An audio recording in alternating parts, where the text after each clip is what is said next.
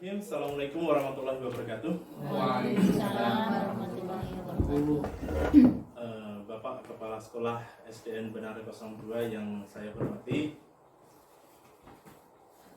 Ibu dan Bapak Guru yang saya hormati pula. Tak lupa, pertama mari kita panjatkan puji syukur kita kepada Allah Subhanahu wa taala karena dengan limpahan nikmatnya, limpahan keberkahannya, kita masih diberi kesempatan untuk berkumpul di sini, ya.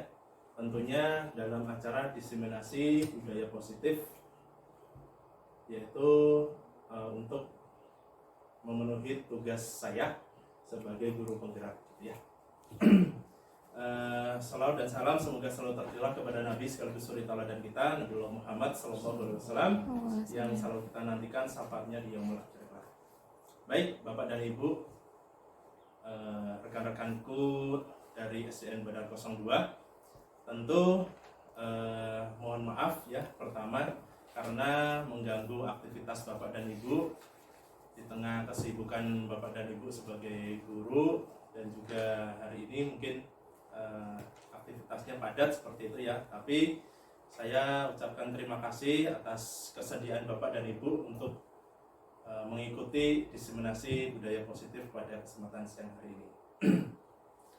Baik, Bapak dan Ibu sekalian, seperti yang telah saya utarakan sebelumnya, pada kesempatan ini saya akan mendiseminasikan hasil belajar saya ya, selama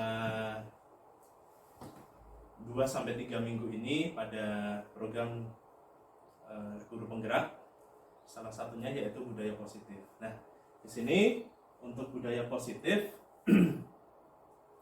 ada konsep inti ya. Yang konsep inti budaya positif itu ada, yang pertama ada perubahan paradigma belajar. Kemudian ada disiplin positif. Yang ketiga yaitu nilai-nilai kebajikan. Kemudian yang keempat yaitu kebutuhan dasar manusia. Kemudian yang kelima motivasi perilaku manusia. Yang berikutnya yaitu posisi kontrol. Yang selanjutnya yaitu keyakinan kelas, dan yang terakhir yaitu segitiga restitusi. Nah, baik. Untuk yang pertama, di sini ada pembelajaran dengan paradigma baru, ya. Apa itu pembelajaran dengan paradigma baru? Ya, tentunya sebelum saya berdiri di sini, mungkin Bapak dan Ibu sudah pernah mendengar gitu ya, paradigma baru. Tentunya kalau kita telusuri lebih jauh, kemarin ketika COVID melanda gitu ya, kita sudah diperkenalkan dengan kurikulum dengan paradigma baru gitu ya. Nah, kemudian dilanjutkan dengan muncullah kurikulum baru, yaitu kurikulum merdeka. Nah, di sini apa itu pembelajaran dengan paradigma baru? Nah, merupakan pembelajaran yang dirancang berdasarkan prinsip pembelajaran berdiferensiasi. Nah, dari sini dulu, berdiferensiasi itu apa sih, Bu, Pak? Kolaborasi, berbeda. Nah, diartikan dari difference ya. Nah, adanya perbedaan ya, pembelajaran yang didasarkan dari perbedaan atau ya didasarkan dari perbedaan Cara kemampuan siswa maupun dengan latar belakang siswa tersebut. Nah, pembelajaran berdiferensiasi sehingga murid belajar sesuai kebutuhan berdasarkan tahap perkembangannya untuk mewujudkan profil pelajar Pancasila. Nah, ujungnya atau tujuan akhirnya adalah pelajar atau murid kita itu mencapai pada profil pelajar Pancasila. Baik. Nah, kita coba. Di sini ada tantangan buat Bapak dan Ibu. Nah, Anda dan teman Anda akan melakukan kegiatan. Cobalah buka. Misal Anda A, Bapak misal Pak Tani itu A, kemudian Pak Alfi itu B, gitu ya. Nah, kemudian Pak Tani ya nanti akan misalkan gitu ya, membayangkan Pak Tani ini mempunyai sesuatu yang sangat-sangat berharga ya, sangat-sangat berharga, kemudian Pak Tani pegang itu erat-erat. Nah, tugas Pak Tani adalah mempertahankannya. Kemudian yang satunya lagi Pak Alfi gitu ya, misal Pak Alfi ini nanti mencoba untuk merayu, membujuk, memaksa ya, apapun caranya untuk mendapatkan apa yang ada di tangan Pak Tani. Nah, coba Pak Tani coba dipraktekkan coba. Coba Pak Tani. Coba Pak Alfi. Bujuklah Pak Tani atau ancamlah Pak Tani atau apapun itu supaya Pak Tani itu bisa buka. Oke. Nah, tugas Pak Tani adalah mempertahankan bagaimanapun caranya. Oh, tidak bisa. Coba ya. Pak Tan, Anda mau makan? Mau makan? Ya? Ya mau makan maaf. Anda lapar? Untuk sementara sekarang tidak. Nah, Dalam rangka apa nih untuk menawarkan makan? enggak. Anda butuh makan enggak? Kalau setiap manusia pasti butuh makan. Sekarang. Sekarang, iya. Nah, kalau mau makan, coba tolong dibuka apa yang ada di kamar Anda. Tidak bisa. Harus. Kenapa? Alasannya? Kan saya berusaha mempertahankan kan? Iya. Alasannya apa? Karena ini sesuatu yang sangat berharga menurut saya. Ya. Ini misalkan nih ya, nanti Ini sedang itu memegang berharga sedang memegang banget. alat yang Ini enggak TikTok saya enggak. Ini Jangan harus dengan cara cara disuap dengan dibujuk makan saja masa harus diserahkan sih. Oh gitu. Iya. Nah. Oke, sekarang gantian coba Pak Alfi yang pegang benda itu ya. Kemudian Pak Alfi coba berusaha untuk mempertahankannya. Nah, sekarang gantian tugas Pak Tani adalah membujuk, merayu, memaksa boleh atau apapun itu untuk biar Pak Alfi membuka tangannya. Sebentar. Jadi yang dipertahankan itu berkaitan dengan Punya benda atau ini bisa. benda Pokoknya fungsinya untuk apa gitu ya? apapun itu yang kiranya Pak Alfi itu ini benda itu pokoknya penting Berharga. banget. Misalkan mau emas Siap. atau duit kan. Nah, Oke. bangga. Dengan ini, kalau dengan benda ini, ya, dengan benda ini kita tidak akan bisa beraktivitas. Nah, oke. Nah, itu Pak Alfi pegang benda yang sangat Pelunya itu ya, berharga. pelunya itu. Oke, sekarang Pak Tani tugasnya untuk merayu gimana caranya biar Pak Alfi itu pegang apa sih Pak Alfi? Hah? Pak Alfi punya benda apa sih di rumah? Di rumah misalkan ya. Oh, di Oh, sini. begitu. Oh, iya iya iya. Aduh, ya pertanyaannya. Aing mah, biasa aja, jangan risau. Pak Alfi sedang pegang benda apa sih? Harus tahu. Maunya, iya benar Pak Alfi gitu. Oh, ini kan rahasia. Ini Pak Alfi. Nah, Itu pun kalau diizinkan sama Pak Alfi, boleh saya melihatnya? Oh, mohon maaf, ini tidak bisa. Jangan grogi, nanya biasa. Biasa. Sogok sih, Sogok. Kalau saya kasih uang gitu. Kalau sekiranya saya kasih sesuatu yang lebih berharga lagi ditukar sama Saya yang pengen punya lihat Pak Alfi, gitu. bisa boleh? Apa punya berharganya apa? Kasih uang sama saya deh. Uang banyak, deposit saya banyak. Iya.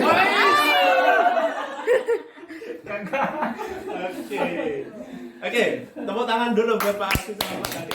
Nah, oke, Bapak dan Ibu, kira-kira nih pelajaran apa yang bisa kita ambil dari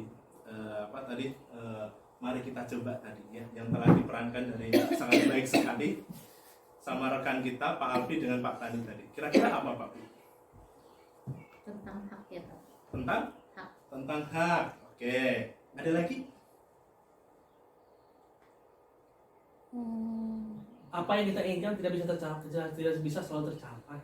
Oke, apa yang selalu kita inginkan sebenarnya tidak bisa tercapai, gitu ya. Ada lagi Pak Tani? Kita tidak bisa memaksakan Ya tadi.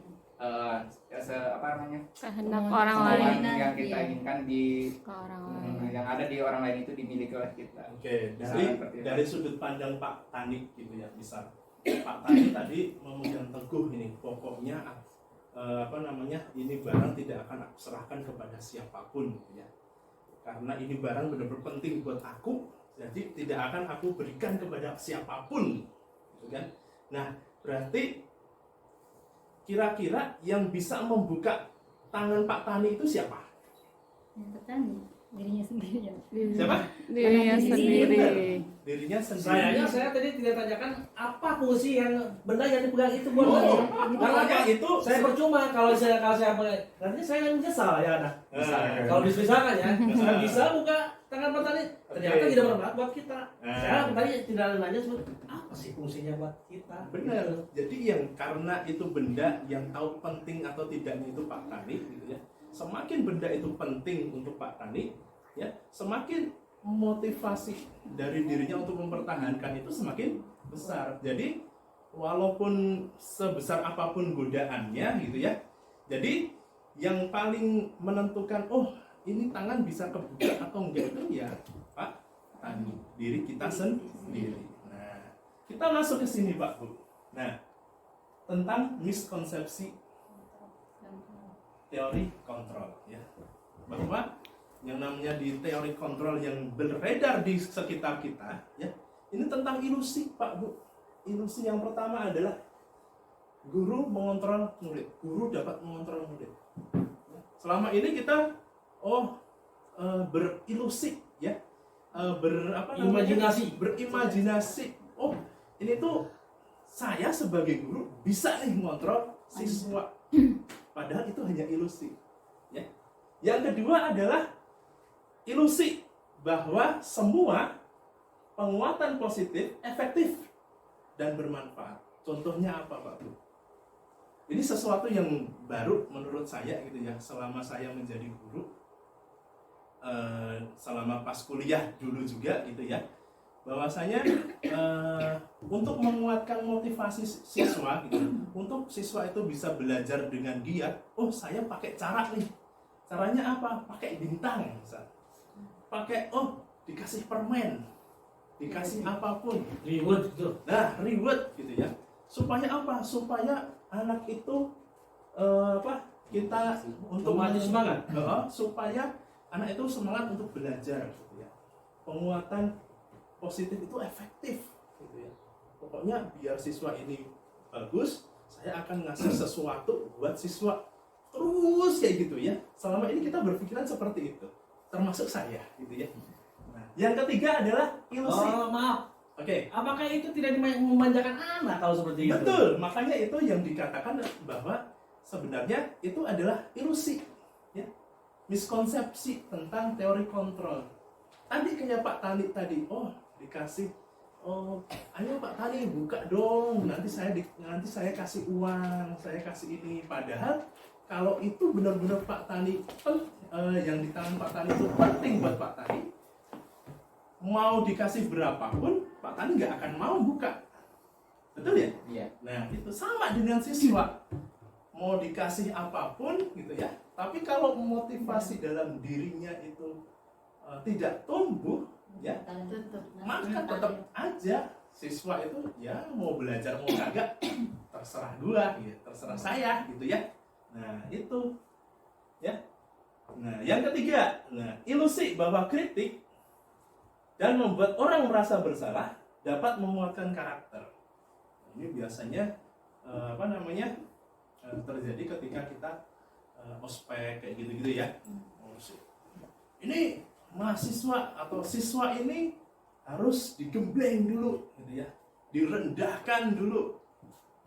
Anak tikus misal kayak gitu ya, sampai dibilang-bilangin kayak gitu macam-macam kayak gitu, supaya apa? Supaya karakternya itu kuat gitu ya. Padahal ya sebenarnya tidak gitu ya. Padahal itulah yang malah akan merendahkan motivasi dari anak atau siswa tersebut gitu ya.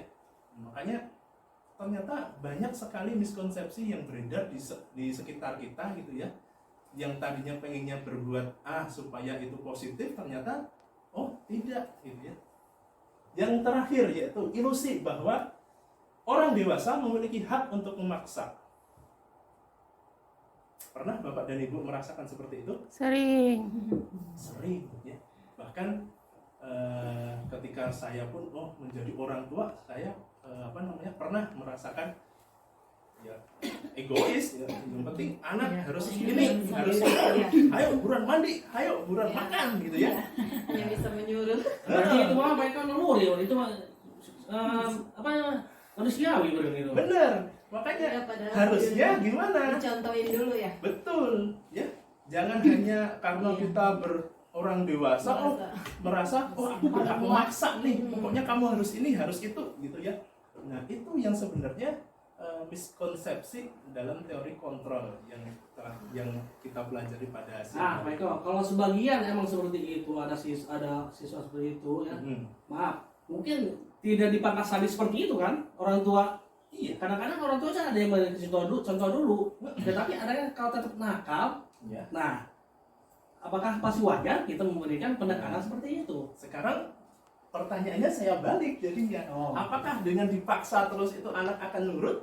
Tidak. Nah, gitu ya. Berarti apa? Malah memberontak. Yang tadinya dihalusin. Mungkin saja cara kita yang halus tadi ternyata kurang tepat.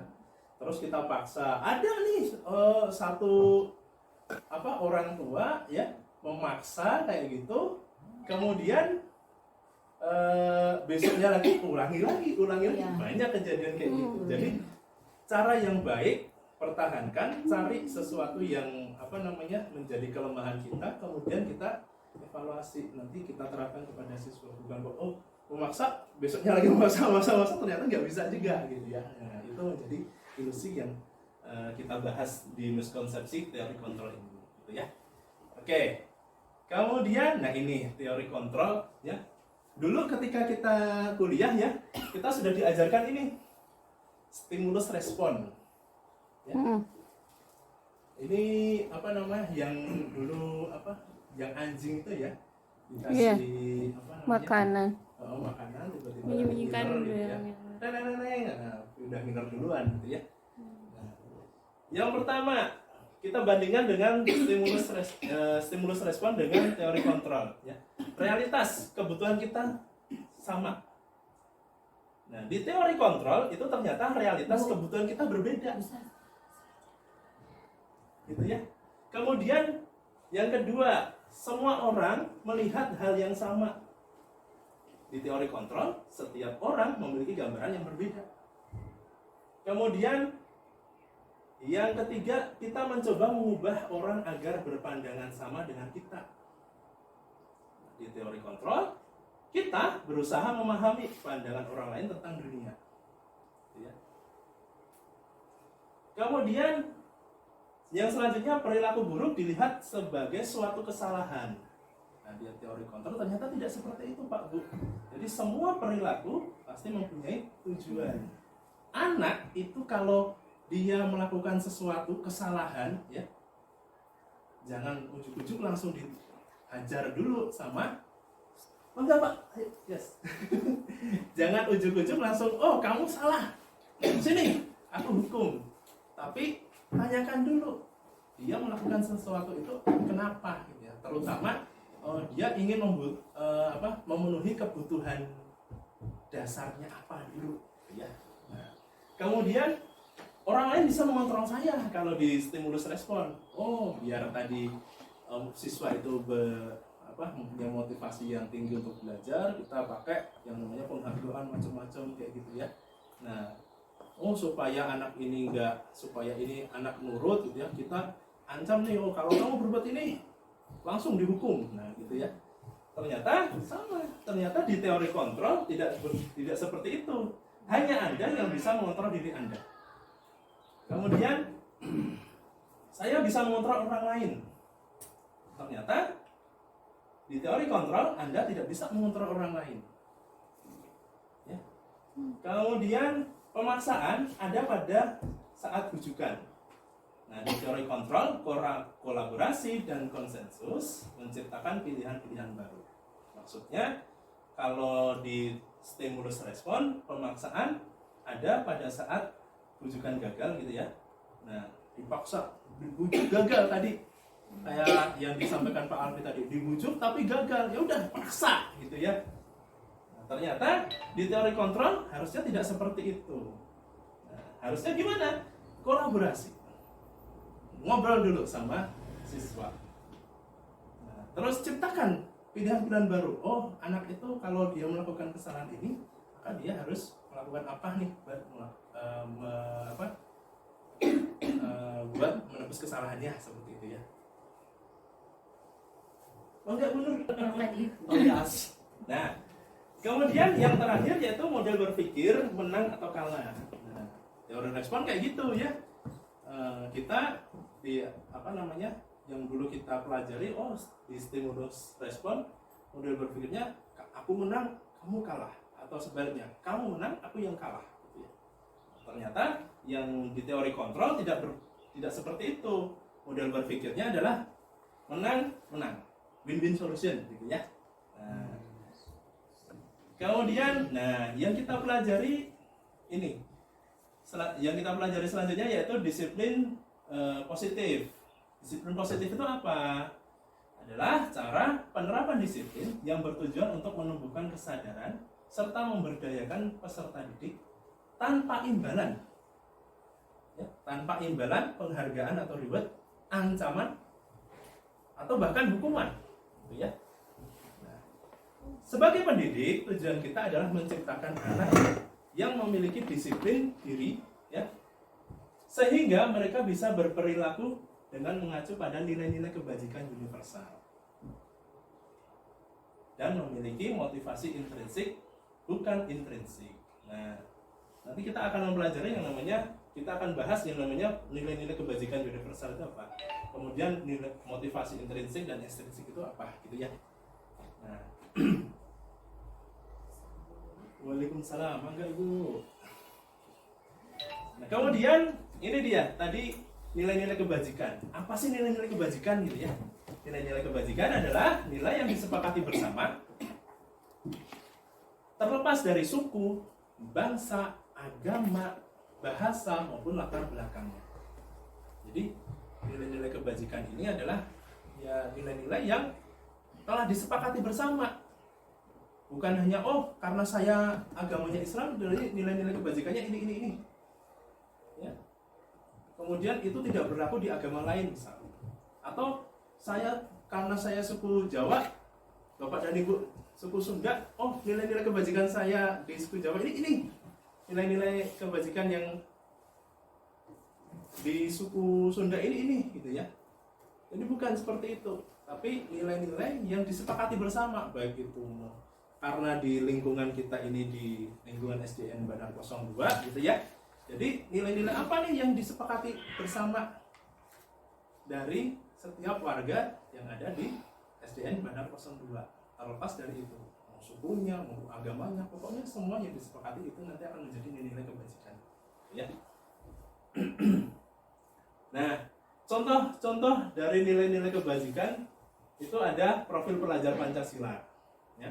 Di profil pelajar Pancasila ada, kita kenal dengan yang pertama, beriman dan bertakwa kepada Tuhan Yang Maha Esa dan berakhlak mulia, berkebinekaan global, kemudian gotong royong, mandiri, kreatif, dan bernalar kritis. Ini di tempat lain gitu ya, ada perbedaan nilai-nilai kebajikannya karena yang disepakati bersamanya ya ini gitu ya. Contohnya di BIPO Primary Years Program PYP. Nah, nilai-nilai kebajikannya apa? Toleransi, rasa hormat, integritas, mandiri, menghargai, antusias, empati, keingintahuan, kreativitas, kerjasama, percaya diri, dan komitmen. Kemudian keterampilan hidup, ya, atau life skill, itu nilai-nilai kebajikannya adalah dapat dipercaya, lurus hati, pendengar yang aktif, tidak merendahkan orang lain, kemudian memberikan yang terbaik dari diri. Nah, tadi sudah kita singgung ya, kalau siswa itu melakukan kesalahan, tanyakan dulu kebutuhan yang ingin dia capai itu apa, gitu ya. Nah, salah satunya ini Pak Bu, yang mendasarinya. Ada 5 kebutuhan dasar manusia. Ya, yang pertama, kebutuhan bertahan hidup. Kebutuhan bertahan hidup ini contohnya adalah makanan, pakaian, tempat tinggal, keamanan, kemudian kesehatan. Bapak dan Ibu tidak akan pasti yang dicari ya, salah satu apapun tindakan Ibu Bapak yang lakukan di keseharian pasti akan meliputi salah satu dari kelima ini. Salah satunya tadi bertahan hidup. Kita bekerja tentunya yang ingin kita capai duluan adalah yang pertama dulu ya, mencukupi bertahan hidup dulu, bisa makan, bisa punya pakaian, tempat tinggal gitu ya, keamanan yang sehat gitu ya. Kemudian yang kedua ada kasih sayang dan rasa diterima. Tentu Bapak dan Ibu ketika sudah memenuhi kebutuhan yang pertama akan meningkat atau mungkin akan beralih ke kebutuhan yang lain. Nah, apa itu? Kasih sayang dan rasa diterima. Ya. Nah, contohnya apa? Bapak. Nah, contohnya apa? Contohnya adalah rasa diterima, dipedulikan. Bapak dan Ibu ketika punya uang banyak gitu ya, sudah makan kenyang, tapi tidak diterima. Apa yang Bapak Ibu rasakan? Sedih. Kecewa. Iya mah. Kecewa. Aduh. Hidup teh rasanya hampa. Nah, rasa diterima, dipedulikan ya, menjadi bagian dari kelompok. Coba kalau Bapak dan Ibu di sini gitu ya, misalnya misal si A ini berkelompok dengan Bapak dan Ibu gitu ya. Kemudian si A ini tidak dianggap di kelompok Bapak dan Ibu. Yang dirasakan si A gimana? Jadi hati. Ya, gak enak. Karena apa? Kebutuhan. Kita bekerja ya, melakukan sesuatu ya. Kalau yang namanya tidak diterima di komunitas kita, rasanya nggak enak meskipun gajinya tinggi, gitu ya. Kemudian yang ketiga, penguasaan. Nah, contohnya apa? Harga diri. Kemudian keinginan untuk dianggap.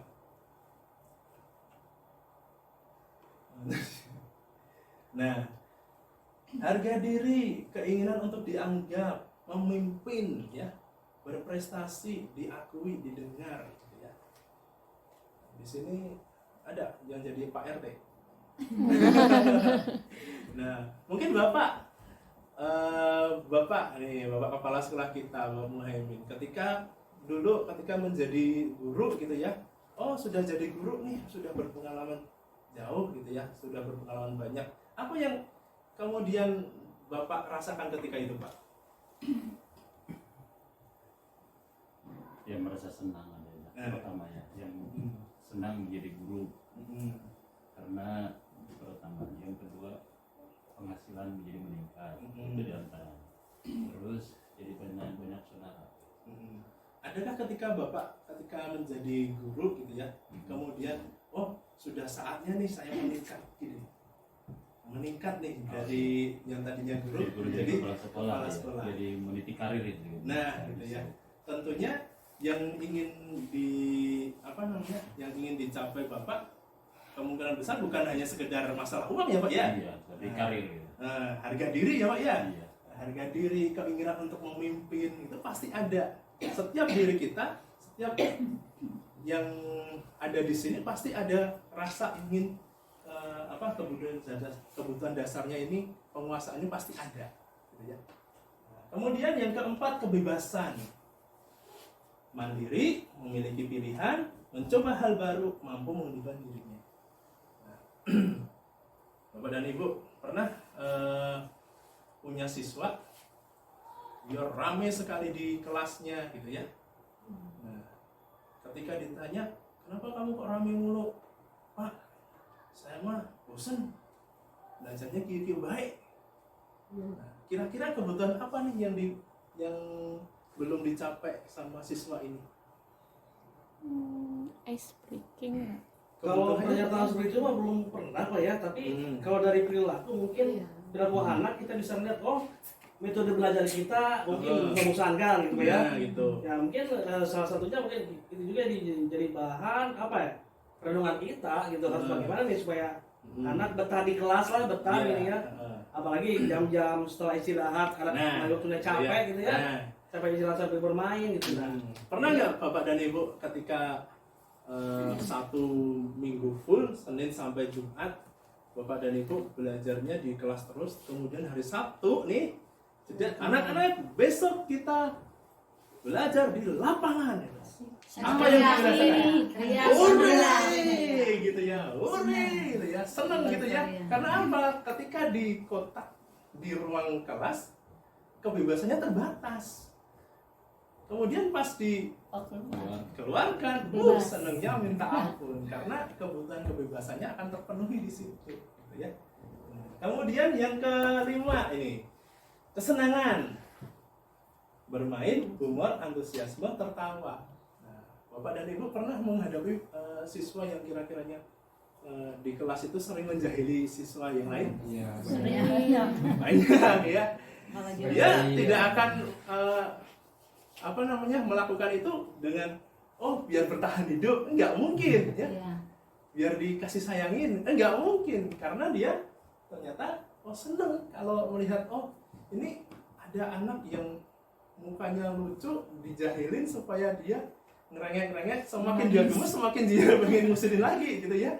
Nah, itu yang ternyata dari setiap perilaku kita baik guru maupun siswa ternyata semua itu akan berujung pada dia itu pengen memenuhi 5 kebutuhan dasar manusia ini.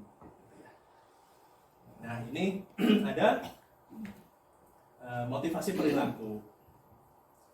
Jadi di motivasi perilaku setiap seseorang melakukan sesuatu ya pasti didasarkan untuk ini ya ada motifnya. Ya. Ini kayak TKP aja, kayak kriminal aja Pak. Iya, karena semua pasti ada motifnya. Motivasinya apa gitu ya. Yang pertama untuk menghindari ketidaknyamanan atau hukuman. Ya. Ketika kita belajar mendidik siswa kita di kelas, di sekolah kita gitu ya. Ada beberapa siswa gitu ya. Sekolah, tiap hari dia sekolah. Pas ditanyain, kenapa kamu pengen sekolah? Biar saya nggak dimarahin sama ibu saya Pak. Berarti dia masuk ke sini untuk menghindari ketidaknyamanan. Dimarahin orang tua itu tidak nyaman gitu ya. Nah, biar tidak dihukum sama bu guru Pak atau Pak Guru Pak ya. Nah itu berarti masuknya ke sini untuk menghindari ketidaknyamanan atau hukuman. Kemudian yang kedua, untuk mendapatkan imbalan atau penghargaan. Kenapa kamu rajin ke sekolah? Ya dapat uang jajan. Asik kan? Ya dapat uang jajan. Kalau nggak sekolah nggak dikasih uang jajan gitu ya. Nah, imbalan. Terus tadi siswa yang giat di belajar gitu ya supaya dapat nilai baik gitu ya atau supaya dapat bintang nih gitu ya. Nah, berarti siswa itu melakukan sesuatunya atas dasar untuk mendapatkan imbalan atau penghargaan. Sama kita pun juga sebagai guru gitu ya, sama ternyata gitu juga ya.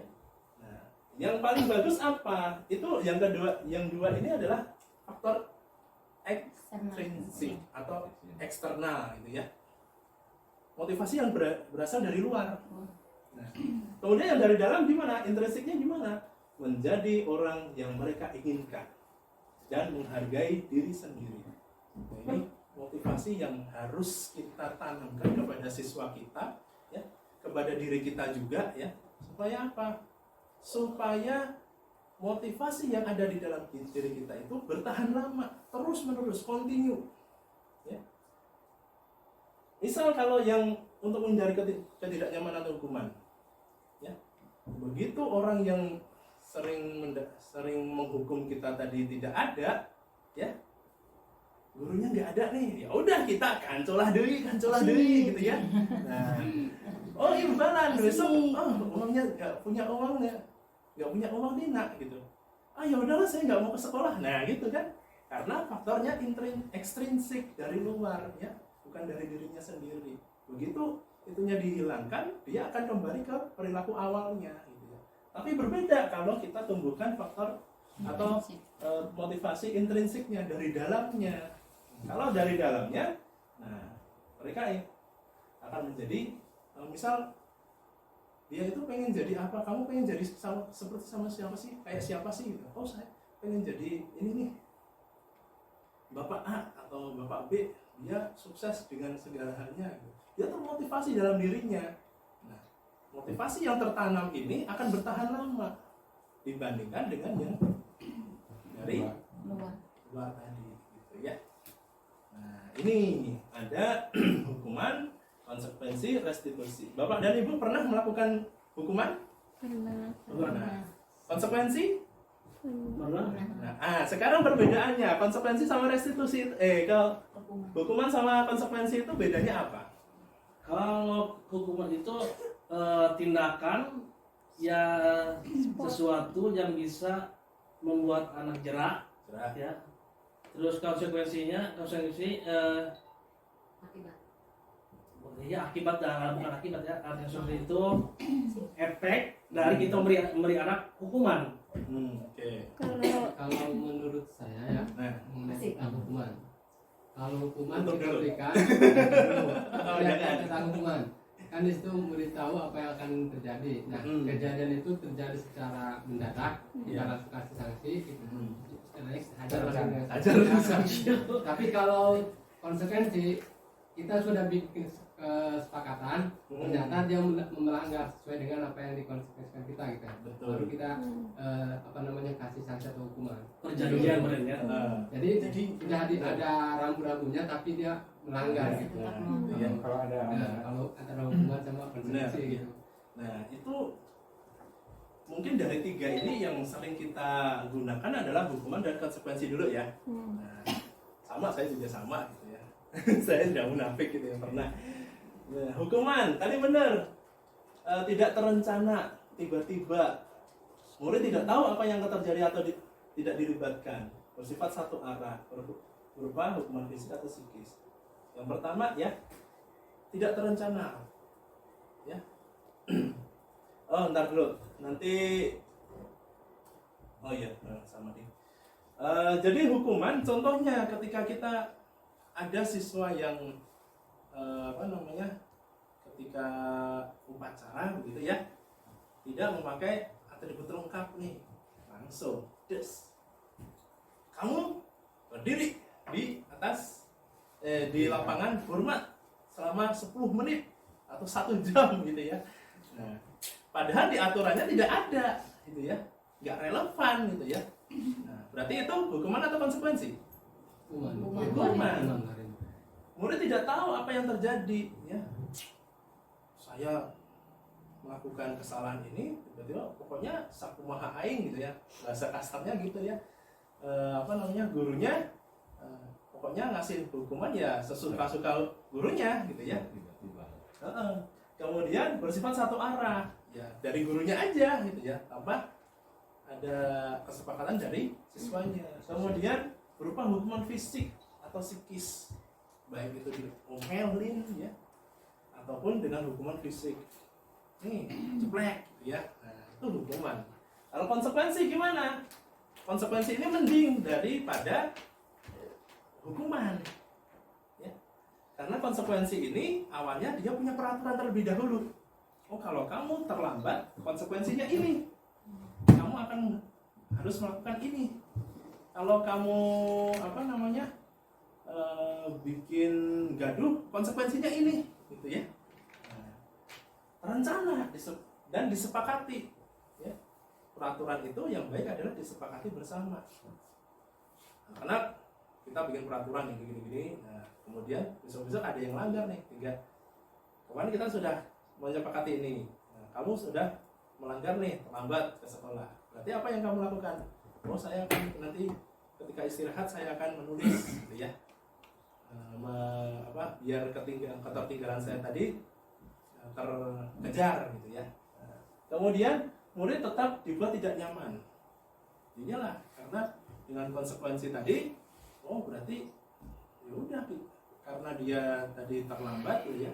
Konsekuensinya ketika jam istirahat dia tidak mendapatkan jam istirahatnya gitu ya. Nah, kemudian sikap guru selalu memonitor murid. Jadi ketika konsekuensi ini dilakukan, bukan kok anaknya tidak istirahat, gurunya malah istirahat duluan, nah itu bukan konsekuensi. Berarti konsekuensi di sini ya ketika kita melakukan konsekuensi, ya berarti ya gurunya juga ada di kelas itu untuk memantau siswanya seperti itu. Nah, kemudian yang ketiga ada restitusi. Apa itu restitusi? Proses menciptakan kondisi bagi murid untuk memperbaiki kesalahannya. Diajak berdiskusi, gitu ya, menemukan solusi-solusi atas permasalahan yang dihadapi. Gitu ya. Kemudian prosesnya kolaboratif, yang mengajarkan murid-murid mencari solusinya sendiri. Cari tahu, oh kamu lakukan ini, berarti yang bisa kamu lakukan untuk memperbaiki itu apa? Nah, diajarkan diskusinya seperti itu, arahnya seperti itu nanti. Nah, kemudian kita sebagai guru ternyata memiliki 5 posisi kontrol. Ya. Yang pertama penghukum, tadi seperti yang ketika langsung dihajar gitu tadi ya Pak Abdul ya. Kemudian pembuat rasa bersalah. Kemudian sebagai teman, sebagai pemantau dan manajer. Nah, ini contoh penerapannya. Nomor 1. Nah, ini ada kasus siswa tidak memakai atribut lengkap saat upacara bendera. Posisi penghukum, apa yang dilakukan guru ketika dia memposisikan diri sebagai penghukum? Hormat pada bendera selama 1 jam. Ya. Padahal di beraturnya nggak ada. Ya. Kemudian yang kedua tadi posisi membuat rasa bersalah. Dia tidak langsung menghukum, tapi membuat siswa itu merasa bersalah. Berapa kali Bapak harus mengatakan, nah, kamu selalu saja mengecewakan Bapak. Nah, ternyata kalau kita telusuri lebih dalam, posisi membuat rasa bersalah ini ternyata memberikan efek psikis yang luar biasa pada anak daripada posisi menghukum. Meskipun menghukum tadi dengan fisik selesai, paling nanti anaknya akan meluapkan ketika dia tidak ada di hadapan guru. Tapi ketika membuat rasa bersalah ini, anak akan terbentuk pribadi yang gagal gitu ya. Oh, saya mah telah mengecewakan guru saya nih gitu. Ada perasaan seperti itu pada siswa ya. Kemudian yang ketiga sebagai teman tadi ya. Nah, sebagai teman ini biasanya guru akan melakukan dialognya seperti ini. Ayo dong, ikuti aturan sekolah. Tolong bantu Bapak kali ini. Ya sudah, tidak apa-apa, lain kali jangan diulangi. Efeknya apa Pak ketika kita menjadi berada di posisi kontrol sebagai teman ini? Kadang sepelein nama. Terkadang disepelekan. Betul. Terkadang disepelekan. Ada lagi? Kayak Kurang apa ya? segan. Kurang nggak ada segan murid lama-lama tidak Sama tadi tidak sepelekan segan ya. juga. Yang kedua apa? Anak akan merasa Bebas, ketergantungan pada ketergantungan. kita. Jadi ketika dia membuat kesalahan, yang dicari siapa? Guru. Gurunya itu yang kira-kira bisa melindunginya itu tadi. Gitu ya. Aduh, ya sudah. Ketika dia merasa berbuat salah, ya sudah, sini. Lain kali jangan diulang lagi ya, gitu doang. Tapi nggak ada apa namanya? Nggak ada tindak lanjutnya seperti itu ya. Kemudian yang keempat yaitu pemantau. Pemantau ini biasanya ungkapannya gini, kamu sudah melanggar peraturan sekolah. Nah, tahu konsekuensinya? Nah, tadi ya ada konsekuensi. Kalau pemantau ini biasanya menggunakan peraturan dan konsekuensi untuk mendisiplinkan anaknya atau siswanya, gitu ya. Setelah upacara beri atribut ke koperasi ya. Jadi antara kesalahan anak dan sesuatu yang akan dia lakukan itu sudah ada peraturannya gitu ya. Jadi terus lebih banyak ini sudah sesuai gitu ya. Ini sesuatu yang baik gitu ya. Kemudian apa yang paling baik lagi? Yang paling baik adalah kita memposisikan diri sebagai manajer. Nah, biasanya manajer ini menggunakan restitusi gitu ya. Diskusi dulu anak itu kenapa dia melakukan sesuatu itu gitu ya. Kalimatnya seperti apa? Apakah kamu tahu kesalahanmu nak? Gitu ya. Kira-kira bagaimana kamu memperbaiki kesalahanmu? Gitu ya. Jadi anak diajak diskusi, gitu ya. Digali dulu, dia pengennya gimana, ya. Terus seperti apa untuk memperbaiki kesalahannya tersebut, gitu ya. Tentunya dengan cara restitusi. Tadi kita sudah bahas Pak Bu keyakinan kelas, ya. Tadi kita sudah bahas tentang nilai-nilai kebajikan ya. Nah, mengapa keyakinan kelas bukan peraturan kelas? Ada perbedaan Pak Bu. Kira-kira apa? Keyakinan kelas dengan peraturan kelas. Peraturan dan keyakinan. Peraturan itu tertulis aja, kalau keyakinan itu dari dalam, bisa disepakati dari hati kali ya, lebih diyakini sama anak-anak di dalam hati gitu kali ya. Oke. Jadi kalau peraturan kelas yang bikin siapa? Guru. Guru. Untuk mengontrol tingkah laku siswa. Tapi kalau keyakinan kelas siapa yang bikin? Sama-sama Semuanya. siswa dan Semua siswa, baik itu guru dan juga siswanya ya. Jadi keyakinan kelas ini dibangun untuk menumbuhkan nilai-nilai kebajikan yang sudah disepakati tadi. Biasanya keyakinan kelas itu berupa nilai-nilai kebajikan itu ya. Makanya misal disiplin, berarti keyakinan kelas kita itu tentang disiplin. Kalau ada yang melanggar, berarti konsekuensinya seperti ini, gitu ya. Akan ditindaknya seperti ini, gitu ya. Diyakini. Dan keyakinan kelas ini tujuannya adalah untuk menumbuhkan motivasi internal. Jadi kalau keyakinan kelas itu bukan sekedar ditulis, kemudian udah itu dijadikan peraturan kelas, sama aja gitu ya. Tapi keyakinan kelas ini sedikit, tapi itu dimasukkan ke dalam hati. Makanya kalau bikin keyakinan kelas cukup 1-5 keyakinan kelas, nilai-nilainya itu apa, dan itu disepakati bersama, gitu ya. Implementasinya ada ya. Iya. Jadi biar menumbuhkan motivasi intrinsik, bukan cuma ekstrinsik. Kalau aku ini berarti nanti aku dihukum ini, berarti kan itu ekstrinsik gitu ya, dari luar gitu ya. Nah, Contohnya keyakinan kelas itu gimana Pak? contohnya misal saling menghargai, ada keyakinan kelas seperti itu. Saling menghargai, berarti anak-anak akan dihadapkan, atau ketika anak-anak itu melakukan sesuatu, dia harus yakin ini, saya sudah bikin keyakinan kelas berupa saling menghargai, berarti saya tidak boleh melakukan mengejek teman atau apa-apa. Bukan karena dia takut akan dihukumnya, tapi karena dia sudah menyepakati keyakinan kelas kita itu menghargai gitu ya. Berbeda dengan peraturan kelas. Kalau peraturan kelas tidak boleh buang sampah sembarangan misalnya gitu ya. Nah, berarti ya udah, itu nanti akan menjadi peraturan kelas yang hanya aku tuh nggak boleh ini, nanti akan dihukum seperti ini gitu. Ya untuk keyakinan kelas itu ya untuk penyampaiannya apa ketika anak baru masuk sekolah atau? Iya, harusnya kalau untuk keyakinan kelas kita buat ketika yang paling ideal itu ketika awal tahun pelajaran atau ketika memasuki semester baru. Jadi semester 1 ke semester 2 gitu ya, setelah terima rapot kita masuk gitu ya. Nah, buat keyakinan kelas di situ supaya apa? 1 semester ke depan kita sudah mempunyai keyakinan kelas untuk diterapkan sekitar selama 1 tahun ini. Boleh nanti ketika berjalan keyakinan kelas kita itu berubah, ya udah nggak apa-apa, direvisi nggak apa-apa.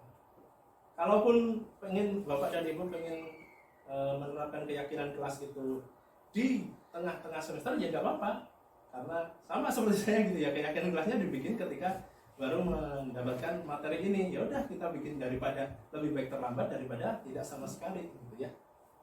Coba saya udah kemarin. Nah, Musyawarah mantap RT. itu. Gimana Bu? Ada perubahan nggak atau apa yang dirasakan Ibu ketika Alhamdulillah sih, jadi anak-anak tuh menyadari sendiri. Ibu temannya tadi si A melanggar ini gitu. Karena itu kesepakatan bersama sama anak-anak, hukumannya juga sama anak-anak. Iya. Jadi berkaitan dengan materi PKN musyawarah. Gitu. Jadi saya buat peraturan kelas sama sanksi, tapi dengan cara sepakat. Sepakat. Dengan kesepakatan bersama gitu ya. Bagus sekali Bu Nur. Untuk Pak Eko, untuk keyakinan kelas ini seperti saling menghormati, tolong menolong gitu ya. Apakah hal itu ketika anak walaupun sudah disampaikan tetap aja dia ya namanya ya bukan ya namanya anak berbagai karakter gitu ya. Nah untuk supaya anak supaya bisa mematuhi ya yang minimal jangan banyak-banyak, 2 Pak Eko saling menghormati ya, dan juga saling tolong menolong, itu aja ya. Nah ketika anak hal itu kadang-kadang susah diterapkan, itu bagaimana caranya? Nah, pertanyaan bagus. Jadi ketika anak kita sudah membuat keyakinan kelas gitu ya, langkah selanjutnya adalah kita menggunakan segitiga restitusi. Dengan restitusi tadi, dengan diajak berdialog gitu ya. Si masukan. Nanti restitusi, terus ada nanti mekanismenya di segitiga restitusi. Kita akan bahas di sini. Oke Pak ya? Oke? Nah, lanjut. Berarti kan kita harus lihat latar belakang anak dulu tuh. Iya. Harus. Kunaon kan kayak budak bisa kieu gitu. Iya, karena kenapa anak melakukan itu, pasti dia pengen memenuhi kebutuhan dasarnya tadi, 5 kebutuhan dasar manusia tadi gitu ya. Nah, ini keyakinan kelasnya. Bersifat lebih abstrak daripada peraturan. Berupa pernyataan-pernyataan universal, saling menghargai, disiplin gitu ya. Itu pernyataan yang universal. Pernyataan keyakinan kelas dibuat dalam bentuk positif. Jadi ketika kita membuat keyakinan kelas, jangan ada kalimat-kalimat negatif. Tidak membuang sampah sembarangan. Itu berarti udah pakai tidak. Nah, itu kan berarti negatif ya. Berarti kita buanglah sampah pada tempatnya, misal ya. Menjaga kebersihan. Nah, itu keyakinan kelasnya. Kemudian tidak terlalu banyak sehingga mudah diingat dan dipahami. Bikin keyakinan kelas saking semangatnya 10, 20. Wah, anak tidak akan mencerna itu dengan baik gitu ya. Sulit mengingat. Iya, cukup 1 atau 5. Yang penting anak itu paham, meyakini itu keyakinan kelasnya. Lebih baik daripada 20, 30 gitu ya. Kemudian semua warga kelas hendaknya ikut berkontribusi dalam pembuatan keyakinan kelas. Jadi jangan hanya ketika ngakunya ini keyakinan kelas tapi hanya dibuat oleh pak gurunya saja atau ibu gurunya saja. Berarti itu bukan keyakinan kelas. Kemudian bersedia meninjau kembali keyakinan kelas dari waktu ke waktu. Boleh keyakinan kelas kita berubah 1 semester atau 1 tahun diubah, atau di tengah-tengah setiap 3 bulan sekali atau gimana, bisa diubah gitu ya. Nah, ini yang Pak Alfi tadi tanyakan gitu ya. Ketika kita udah membuat keyakinan kelas tapi anaknya tetap aja melakukan kesalahan itu gitu ya, maka diperlukanlah segitiga restitusi ini. Apa itu segitiga restitusi? Suatu proses dialog dijalankan oleh guru agar dapat menghasilkan murid yang mandiri dan bertanggung jawab. Tuh, ya. Langkah-langkahnya seperti apa? Atau unsur-unsurnya apa saja? Unsur-unsurnya adalah 1, menstabilkan identitas. Kemudian yang kedua, validasi tindakan yang salah. Ketiga, menanyakan keyakinan. Nah, fungsinya keyakinan kelas dibentuk ini supaya apa? Ketika kita menerapkan segitiga restitusi, kita sudah ada keyakinan kelasnya. Ya. Kita mengajak dialog murid kita, tapi ternyata keyakinan kelas kita belum dibentuk, ya sama aja bohong gitu ya. Maka yang jadi dasar siswa itu untuk berperilaku nggak ada gitu ya, karena nggak ada keyakinan kelasnya. Nah, untuk segitiga restitusi kemarin saya sudah mempraktekkan gitu ya. Jadi di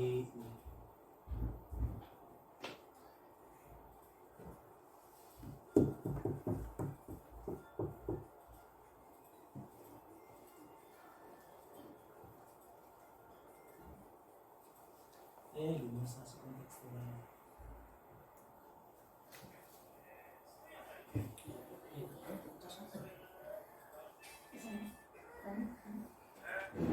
Nah, ini contoh ketika menerapkan segitiga restitusi.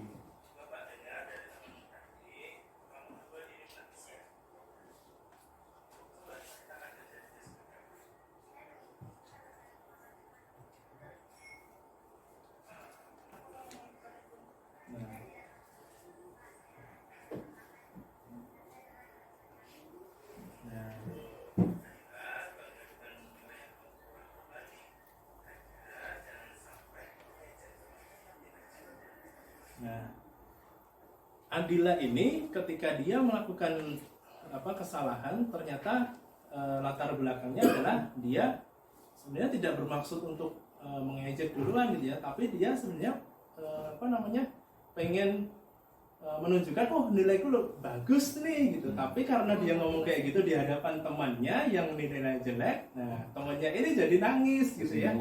Nah, tersinggung gitu. Nah, kemudian ketika kita sudah tahu, berarti si Adila ini kebutuhan dasarnya apa? Tadi 5 kebutuhan dari apa? Kebutuhan dasar. Kebutuhan dasarnya apa? Yang untuk si Adila ini berarti apa?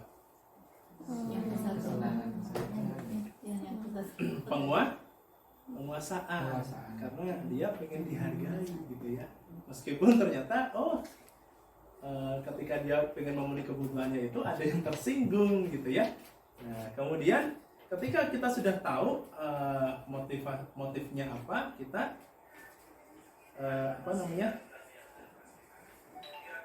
mana tadi? Jadi ketika kita sudah tahu motifnya apa, nah yang harus kita lakukan adalah menstabilkan identitasnya. Jadi kamu salah kayak ini, jangan, tapi menstabilkannya itu dengan harus tetap stabil. Iya, jadi anak itu biar tidak mengalami kesalahan merasa bersalah secara berlarut-larut gitu ya. Nah, jadi kita stabilkan di situ dulu.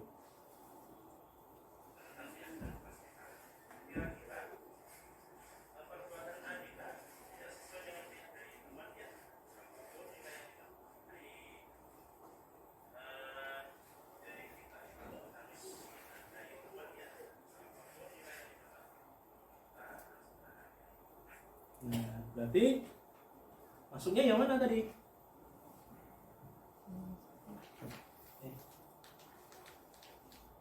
Nah, validasi tindakan yang salah. Tadi yang pertama tadi ya, kenapa kamu melakukan itu gitu ya? Melakukan perbuatan itu sebenarnya baik, cuman ya jangan sampai mengejek orang. Nah, itu termasuk ke dalam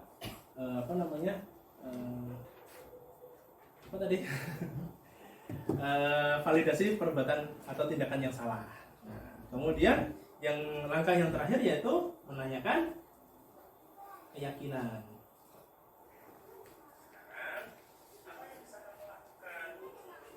Ini belum.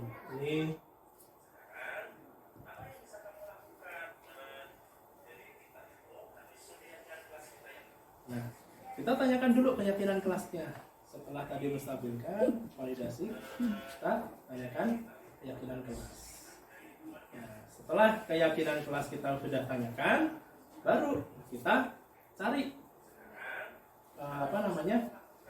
tindakan-tindakan yang diperlukan si Adila ini untuk untuk menyelesaikan permasalahannya. Jadi si Adila ini kita dorong untuk mencari solusinya sendiri, bukan kita yang kamu harus ini, kamu harus gitu, bukan ya. Tapi biar si Adila ini, si anaknya ini tahu tindakan apa nih biar tadi kesalahan tadi yang saya lakukan itu sudah bisa saya perbaiki. Nah, tentunya dengan diajak dialognya itu seperti itu, supaya si Adila ini menemukan sendiri solusinya tanpa harus kita paksa untuk solusi dari kita gitu ya. Itu tentang segitiga restitusi. Nah, ini menstabilkan identitas. Dasarnya apa? Prinsipnya apa? Membuat kesalahan adalah bagian dari proses pembelajaran ya. Jadi si anak itu tidak akan jarang sekali atau tidak mungkin anak itu akan melakukan terus perilaku yang baik selama pembelajaran ya. Pasti dia akan melakukan kesalahan. Begitu kita sebagai manusia pasti pernah melakukan kesalahan. Jadi melakukan kesalahan adalah hal yang wajar ya. Berbuat salah itu wajar. Tidak ada manusia yang sempurna gitu ya. Jadi menstabilkan anak itu di posisi itu dulu gitu ya. Jangan ujung-ujung langsung hajar gitu ya. Nah, dihukum langsung bukan, tapi stabilkan anak dulu dengan cara-cara seperti itu tadi. Kemudian validasi tindakan yang salah. Nah, prinsipnya apa? Prinsip yang dipakai setiap perilaku didasari untuk memenuhi suatu kebutuhan tertentu. Tadi si Adila, ternyata kebutuhannya itu tentang penghargaan, kekuasaan gitu ya. Nah, tanyakan dulu motifnya apa gitu ya. Kamu pasti punya alasan mengapa kamu melakukan itu gitu kan. Pak, saya mah sebenarnya nggak niat kayak gitu Pak, cuma saya gini-gini. Nah gitu ya. Harus gali dulu alasannya apa gitu ya. Kamu patut bangga karena telah melindungi sesuatu yang penting bagimu. Misal ini contohnya ketika diejek gitu ya, langsung dia hajar dus gitu ya. Berarti dia motifnya apa? Motifnya untuk yang pertama tadi ya, untuk keamanannya dirinya sendiri itu tadi gitu ya. Kalau diejek nggak terima dong gitu kan, atau harga dirinya diinjak-injak gitu ya. Makanya hajar dulu gitu. Ternyata pasti, kenapa kamu tadi memukul ini Pak? Karena dia udah mengejek-ngejek bapak saya, apalagi bapaknya gitu ya. Nah, saya sering kayak gitu ya, ngejek tapi memang pakai nama bapaknya, Pak, bahaya itu gitu ya. Kemudian validasi tindakan yang salah udah. Nah ini tujuan kita untuk membuat keyakinan kelas tadi seperti ini, menanyakan keyakinan. Dasarnya apa? Prinsipnya apa yang dipakai? Pada dasarnya kita termotivasi secara intrinsik. Ya. Apa keyakinan kelas kita? Nilai-nilai yang telah kita sepakati di kelas itu apa aja? Kamu tadi melanggar yang mana berarti gitu ya? Supaya anak akan tumbuh, mengingatkan, menyadarkan dirinya lagi, menyadarkan bahwa saya itu ternyata melanggar keyakinan kelas yang ini. Jadi menumbuhkan kesadaran pada dirinya sendiri. Nah,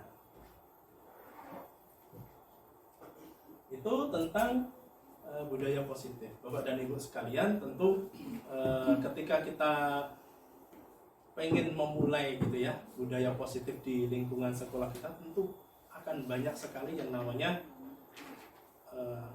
rintangan, tantangannya ya. Tapi harapan kita bersama adalah tentunya mewujudkan sekolah kita itu akan lebih kondusif, mempunyai budaya yang positif gitu ya. Makanya seorang guru hendaknya dapat menjadi pamong yang mendidik dengan welas asih sesuai dengan perkembangan murid ya. Kalau kita mendidik dengan welas asih, tentunya anak pun juga akan ikut, ibu ini sabar nih gitu ya, akan membekas pada diri anak tersebut ya. Hal tersebut tidak akan dapat dicapai melalui cara paksaan dan hukuman ya. Kalau kita kemarin hari-hari yang lalu kita mendisiplinkan anak dengan paksaan atau hukuman, mulai sekarang kita harus komitmen ya, untuk paling tidak harus mengurangi dulu kemudian hilangkan cara-cara menghukum dan melakukan paksaan, gitu ya. Sehingga perlu menerapkan cara yang baik agar dapat menumbuhkan budaya positif. Tujuan kita tentunya agar sekolah kita dapat menerapkan budaya positif, ya. Kemudian supaya apa? Visi sekolah kita akan tercapai, dan yang tentunya pembelajaran yang kita lakukan akan lebih berpihak pada anak. Bapak dan Ibu, mungkin itu yang dapat saya sampaikan. Harapan saya tentunya harapan kita bersama adalah sekolah kita dapat mewujudkan budaya positif. Amin. Ya. Taufiq wal hidayah. Assalamualaikum warahmatullahi wabarakatuh. Waalaikumsalam.